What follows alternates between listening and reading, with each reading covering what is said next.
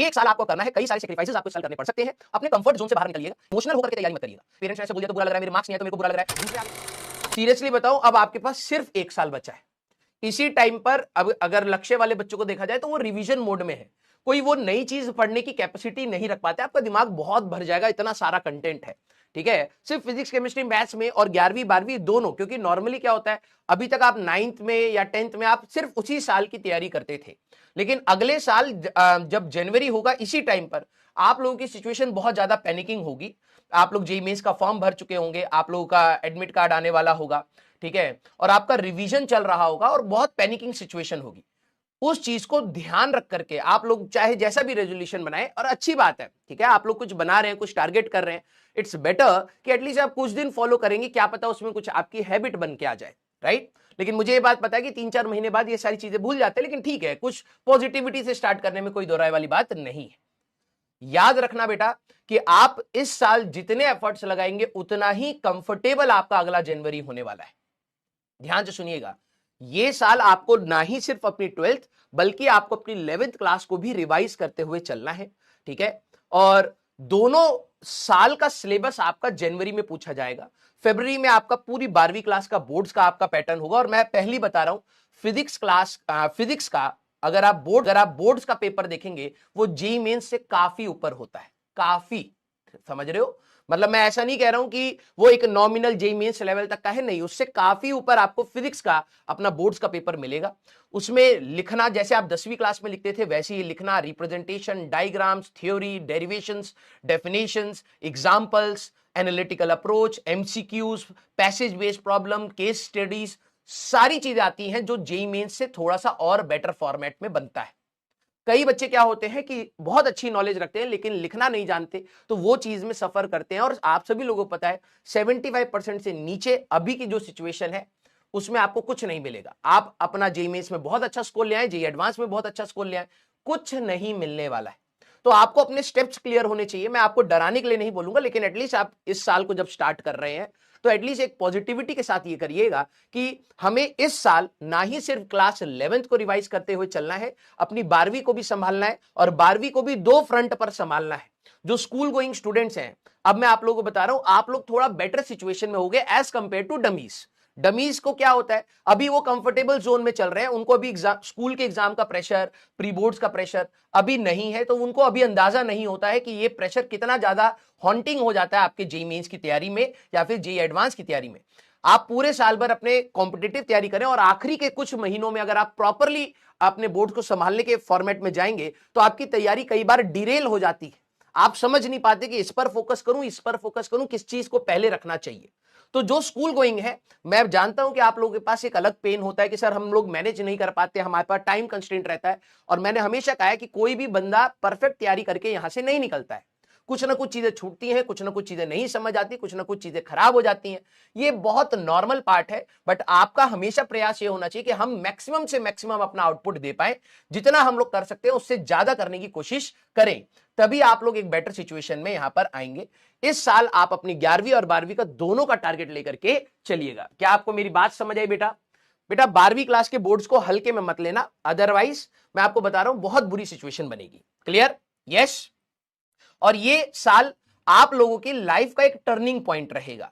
इसको please as a pressure मत लेना कि सर अगर मैं नहीं कर पाया तो क्या मेरी लाइफ खराब होगी, नहीं। टर्निंग पॉइंट ये है कि जो बच्चे यहां पर अच्छे से संभाल ले गए, अच्छे से मैनेज कर ले गए, उनको एक बहुत बड़ा एक अच्छा खासा जंप मिल जाता है। मैं आप डर का माहौल देखो भाई, अगर आप अभी एट प्रेजेंट लक्ष्य वाले बच्चों से भी पूछोगे ना, जो भी सिचुएशन आने वाली होती है मैं उससे पहले ही आपको बता देता हूं। मैंने उनको हमेशा बताया है, 2 महीने पहले बता दूंगा बेटा ये फील करेगा तू 2 महीने बाद। और उनसे जाकर के एक बार पूछ लेना कि क्या राजवंश सर ने 2-3 महीने पहले ही बता दिया था कि ऐसा कुछ आने वाला है, ऐसा फील होगा, इतना ही पढ़ पाएगा, इतना नहीं पढ़ पाएगा, ये प्रॉब्लम होगी, वो प्रॉब्लम होगी। मेरा काम ये सारी चीजें आपको बताने का है।